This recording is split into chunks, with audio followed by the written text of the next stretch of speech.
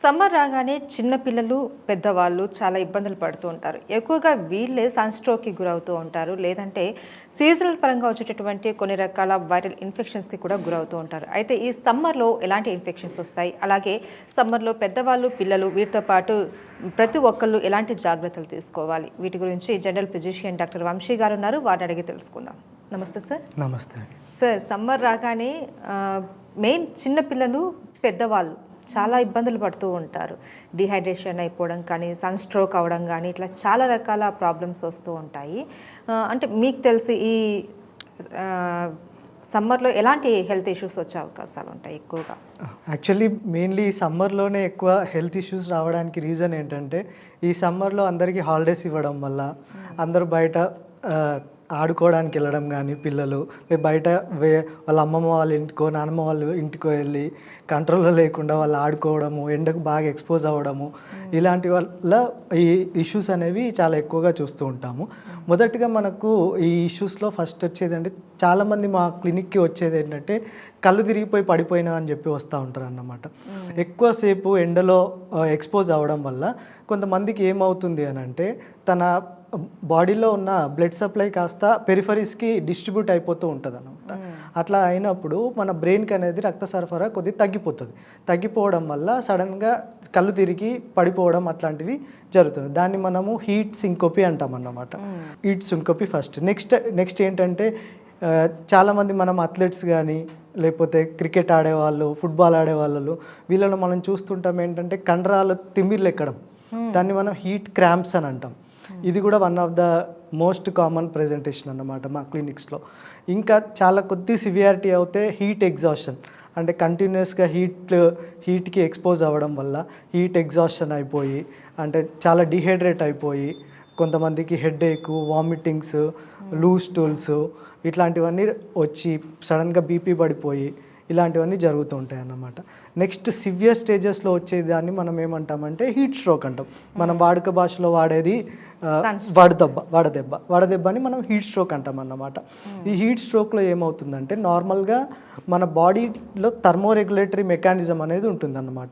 ఈ థర్మోరెగ్యులేటరీ మెకానిజం అనేది ఈ ఎక్కువగా ఎక్స్పోజ్ అవ్వడం వల్ల మన బాడీ ఆ హీట్ని తట్టుకోలేకపోతుంది. అంటే ఆ థర్మోరెగ్యులేటరీ మెకానిజం ఏదైతే ఉందో అది తగ్గిపోవడం వల్ల ఏమవుతుందంటే మన బాడీలో ఉన్న కోర్ బాడీ టెంపరేచర్ అది నార్మల్గా 104 కన్నా ఎక్కువ అయిపోయి ఈ టెంపరేచర్ ఎఫెక్ట్ ఎక్కువ అవడం వల్ల తలకి సిఎన్ఎస్ ఇన్వాల్వ్మెంట్ అంటాం, తలకి బ్రెయిన్కి ఇబ్బంది అయిపోయి కొద్దిగా కళ్ళు తిరగడము, తర్వాత ఆల్టర్డ్ సెన్సోరియం అంటాం, అంటే సరిగ్గా అందరినీ గుర్తుపట్టలేకపోవడము, సరిగ్గా నిల్చోలేకపోవడము, బాడీ టెంపరేచర్ చాలా ఎక్కువ 104 కన్నా ఎక్కువ అయిపోవడము, హెడేక్, బాడీ పెయిన్స్, ఇలాంటి సివియర్గా డిహైడ్రేట్ అవ్వడం, రికరెంట్గా వామిటింగ్స్ అవ్వడము, మోషన్స్ అవ్వడము, యూరిన్ తక్కువైపోవడము, యూరిన్ చిక్కగా రావడము, ఇలాంటివన్నీ చూస్తూ ఉంటాం. దాన్ని మనం హీట్ స్ట్రోక్ అని అంటాం అన్నమాట. అయితే సార్, ఈ హీట్ స్ట్రోక్ ఈ లక్షణాలు మీరు చెప్పారు కదా, ఇవన్నీ కూడా కంట్రోల్ అయిన తర్వాత అంటే మనుషులు మర్చిపోతారు అనేసి అన్నారు కదా, ఇది కంటిన్యూషన్ ఉంటుందా లేదంటే జస్ట్ ఆల్టర్డ్ సెన్సోరియం అనేది కొద్దిసేపు మాత్రమే ఉంటుంది. అంటే కొంతమందికి ఏంటంటే మనం కరెక్ట్ టైంలో రెస్పాన్స్ ఇవ్వకపోతే అది కాస్త కోమాలోకి వెళ్ళిపోయి డెత్ వరకు వెళ్ళే ఛాన్సెస్ కూడా ఉంటాయి. అందుకనే మనం ఇమ్మీడియట్గా రెస్పాండ్ అవ్వాలి, డాక్టర్ దగ్గరికి వెళ్ళాలి, హీట్ స్ట్రోక్ని మనం నెగ్లెక్ట్ చేయొద్దు అని అంటాం అన్నమాట. ఈ టెంపరేచర్ ఏదైతే 104 degrees టెంపరేచర్ ఉందో ఆ టెంపరేచర్ని మనం మెల్లగా తగ్గించగలగాలి. తగ్గియడం అంటే ఎలాగంటే ఏవైతే థిక్ క్లాత్స్ వేసుకొని ఉన్నాననుకోండి దాన్ని కొద్దిగా స్ట్రిప్ చేసేయడము, దాని తర్వాత బాడీ పైన చల్లటి వాటర్ చల్లడము, తర్వాత ఏసీ రూమ్లో పడుకోబెట్టడము, లేదంటే ఫ్యాన్స్లో పెట్టడము, ఇలాంటివి తడిబట్టతో తుడవడం కూల్, లేదంటే బాడీ పైన ఐస్ ప్యాక్స్ పెట్టడము, ఇలాంటివన్నీ చేస్తే ఏమవుతుందంటే బాడీ టెంపరేచర్ అనేది నార్మల్గా 104 నుంచి మనం ఒక డిగ్రీ 2 degrees తగ్గించుకోగలిగితే తన సెన్సోరియం కూడా మెల్లిమెల్లిగా ఇంప్రూవ్ అయ్యే ఛాన్స్ ఉంటుంది. సో ఇవన్నీ ఫస్ట్ ఎయిడ్ కింద చేయాలి. ఇదన్నీ దాని తర్వాత ఇమీడియట్గా హాస్పిటల్కి వెళ్ళి ఫ్లూయిడ్స్ తీసుకోవడము, ఐవి ఫ్లూయిడ్స్ ఇవన్నీ చేస్తే మనకు బాడీలో ఈ ఎలక్ట్రోలైట్ అబ్నార్మాలిటీస్ కూడా ఉంటాయి. ఈ ఎలక్ట్రోలైట్ అబ్నార్మాలిటీ ఎందుకంటే డిహైడ్రేషన్ వల్ల బాడీలో ఉన్న సోడియం పొటాషియం అన్ని తగ్గిపోయి అది సోడియం తగ్గడం వల్ల కొంతమందికి బ్రెయిన్ ఎఫెక్ట్ అయిపోయి డ్రౌజినెస్ అంటే ఎక్కువ నిద్రపోవడము, సరిగ్గా గుర్తుపట్టలేకపోవడము, ఇంకా సివియర్ డిహైడ్రేషన్ అయితే కొంతమంది ఫిట్స్ రావడము, ఇలాంటివన్నీ ఉంటాయన్నమాట.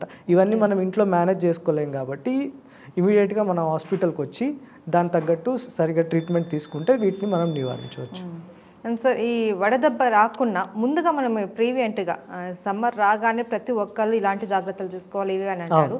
యాజ్ ఎ డాక్టర్గా మీరు ఎలాంటి ప్రీవెంట్ చెప్తారు మీరు జాగ్రత్తలు? ఓకే, ఇనిషియల్గా అండి ఫస్ట్ ఇప్పుడు సమ్మర్ మెల్లిమెల్లిగా ఇప్పుడు ఈ సీజన్ పెరిగినా కొద్దీ ఎండలు అనేవి చాలా ఎక్కువ అవుతాయి. అలాంటి టైంలో మనం ఏం చేయాలంటే ఫస్ట్ ప్రొసీజర్ ఏంటంటే ఫస్ట్ ఆ సన్ని అవాయిడ్ చేయడమే బెటర్. నార్మల్ 11 నుంచి 3 to 4 మధ్యలో ఇంట్లో నుంచి బయటకు వెళ్ళకుండా ఇంట్లో ఉండడం బెటర్. కూల్ అట్మాస్ఫియర్స్లో పాసిబుల్ అవ్వదు. అలాంటి పరిస్థితుల్లో మనం ఏం చేయాలి అంటే మన వెంట ఒక water bottle compulsory, water bottle, ఒక ఓఆర్ఎస్ ఫ్రీక్వెంట్గా వాటర్ తాగుతూ ఉండాలన్నమాట. దాని తర్వాత బయటికి వెళ్ళినప్పుడు ఈ సన్ స్క్రీన్ లోషన్స్ అనేవి ఉంటాయి. మన చర్మం పొడి బారకుండా, డ్రై అవ్వకుండా ఈ యూవీ రేస్ నుంచి ప్రొటెక్ట్ చేసుకోవడానికి సన్ స్క్రీన్ లోషన్స్. ఈ సన్ స్క్రీన్ లోషన్లో కూడా SPF అంటాము, సన్ ప్రొటెక్షన్ ఫ్యాక్టర్ అనేది, అది more than 30 ఉండేటట్టు చూసుకోవాలి. దానివల్ల మన స్కిన్ని ప్రొటెక్ట్ చేసుకోగలుగుతాం. మళ్ళీ బయటకు వెళ్ళినప్పుడు coloured glasses to protect ice from UV rays, లేదు అనంటే క్యాప్స్, లేదు అనంటే గొడుగు యూజ్ చేయడము, ఇలాంటివన్నీ చేసుకుంటే మనకేంటంటే సమ్మర్లో దీని బారిన పడకుండా ఉంటాం. మెయిన్ ప్రాబ్లం ఏంటంటే ఫ్రీక్వెంట్గా వాటర్ తాగాలి. ఇంకోటి ఏంటంటే మన ఫుడ్ హ్యాబిట్స్లో కొన్ని చేంజెస్ చేసుకోవాల్సి ఉంటుందండి. హై ప్రోటీన్ డైట్ అనేది ఎక్కువ ఒకేసారి తీసుకోవడం వల్ల డిహైడ్రేట్ అయ్యే ఛాన్స్ ఉంటుంది. కాబట్టి ఫ్రీక్వెంట్గా ఎక్కువసార్లు తీసుకోవడం. మళ్ళీ కొంతమంది ఏంటంటే బయట టీ తాగే అలవాటు, కాఫీ తాగే అలవాటు, అవన్నీ ఈ సమ్మర్లో కొద్దిగా అవాయిడ్ చేయాలి. ఎందుకంటే దానివల్ల సివియర్ డిహైడ్రేషన్ అయిపోయే ఛాన్స్ ఉంటుంది. కొంతమంది ఆల్కహాల్ కూడా డిహైడ్రేషన్కి దారితీస్తుంది అన్నమాట. ఈ ఆల్కహాల్ని కూడా తగ్గించుకోవాలి. ఇంకోటి ఏంటంటే మనం బయట చల్లబడ్డానికి ఎండలో వెళ్తే రోడ్ మీద కనిపించే జ్యూసెస్ కానీ, షుగర్ కేన్ జ్యూస్ కానీ, పళ్ళ రసాలన్నీ తీసుకుంటుంటాం. నార్మల్గా తీసుకోవడం ఓకే, కాకపోతే దాంట్లో ఐస్ అది అంటే ఎక్కడి నుంచి తీసుకొస్తున్నారు, ఎక్కడ పెడుతున్నారు, ఎంత జాగ్రత్త పాటించారు అనేది మనకు తెలియకుండా దాంట్లో ఐస్ వేయడం వల్ల ఏమవుతుందంటే ఈ ఫుడ్ పాయిజనింగ్ అయ్యే ఛాన్స్ కూడా చాలా ఎక్కువ ఉంటుందండి. సమ్మర్లో ఫుడ్ పాయిజనింగ్ చాలా ఫాస్ట్గా అవుతుంది. అట్లా అవడం వల్ల వామిటింగ్స్, కడుపు నొప్పి, loose motions, severe dehydration, BP పడిపోయి మళ్ళీ కిడ్నీ మీద ఎఫెక్ట్ అవ్వడము, కిడ్నీ ఎఫెక్ట్ అయిపోయి యూరిన్ సరిగ్గా రాకపోయిందంటే మళ్ళీ మన ఒకేసారి కిడ్నీ షట్ డౌన్ అయిందనుకోండి, కిడ్నీ షట్ అవుతే మళ్ళీ దాన్ని ఇంప్రూవ్ చేయడానికి 4 to 6 weeks డయాలసిస్ ఏమన్నా అవసరం పడే అవకాశాలు, ఇవన్నీ కాంప్లికేషన్స్ వస్తూ ఉంటాయి అన్నమాట. అండ్ సార్, పెద్దవాళ్ళు ఎక్కువగా ఈ సమ్మర్లో వడదెబ్బకు గురై చనిపోయారు అనేసి వింటూ ఉంటాం. వాళ్ళు ఎలాంటి కేర్ తీసుకోవాలి? పెద్దవాళ్ళు అంటే మరి ఇంట్లోనే ఉంటారు, వాళ్ళు సన్కి ఎక్కువ ఎక్స్పోజ్ అవ్వరు, మరి వాళ్ళకి ఎట్లా వడదెబ్బ వస్తుంది? అదే అండి, మెయిన్గా ఇప్పుడు హీట్ స్ట్రోక్ అనేది 2 రకాలుగా ఉంటుందండి. ఒకటి ఏంటంటే క్లాసికల్ హీట్ స్ట్రోక్, ఇంకోటి ఏంటంటే ఎక్సెప్షనల్ హీట్ స్ట్రోక్. ఈ క్లాసికల్ హీట్ స్ట్రోక్ అని అంటే ఏంటంటే ఇలాంటి ఇమ్యూనో కాంప్రమైజ్డ్ ఇండివిజువల్స్, నార్మల్గా బెడ్ పైన ఉండేవాళ్ళు, తర్వాత క్లోజ్డ్ రూమ్స్లో ఉండి సరిగ్గా వెంటిలేషన్ లేకపోవడం వల్ల, హీట్ ఎక్కువ తగిలి ఇంట్లో కూల్ వాతావరణం లేకపోవడం వల్ల, ఇలాంటి వాళ్ళలో ఆ సన్ స్ట్రోక్ వచ్చే ఛాన్స్ ఉంటుంది. దాన్ని మనం క్లాసికల్ హీట్ స్ట్రోక్ అని అంటాం అన్నమాట.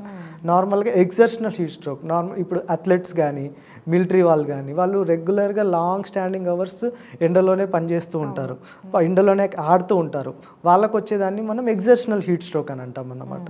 ఓకే, సో లోపల ఉన్నా కూడా వచ్చే వాతావరణం అది మనకు బయట టెంపరేచర్ రూమ్ టెంపరేచర్ పెరిగిపోవడం, దీనివల్ల ఇలాంటి స్ట్రోక్ వస్తూ ఉంటుంది. రైట్. నార్మల్గా అయితే బాడీ ఏంటంటే అక్లిమేటైజ్ చేసుకుంటుంది. ఇప్పుడు నార్మల్ ఇండివిజువల్స్ ఉన్నాం అంటే చిన్న పిల్లలు కాకుండా, లేకపోతే ఎక్స్ట్రీమ్స్ ఆఫ్ ఏజ్ ఎల్డర్లీ కాకుండా, వాళ్ళు ఏంటంటే అక్లిమేటైజ్ అయిపోతారు అన్నమాట. అక్లిమేటైజ్ అంటే దానికి అలవాటు పడిపోతారు.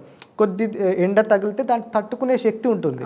ఇప్పుడు ఈ ఎల్డర్లీ పేషెంట్స్ ఎవరైతే ఉన్నారో బెడ్ పైన, లేదంటే చిన్న పిల్లలు, వాళ్ళు ఎక్కువ ఎండకి ఎక్స్పోజ్ అవ్వకపోవడం వల్ల వాళ్ళ బాడీ తట్టుకోలేదన్నమాట. కొద్ది ఎక్కువ ఎండ ఎక్కువైపోయినా కానీ వాళ్ళు తొందరగా ఎఫెక్ట్ అయ్యే ఛాన్స్ ఉంటుంది. Right, okay, thank you so much sir. Thank you.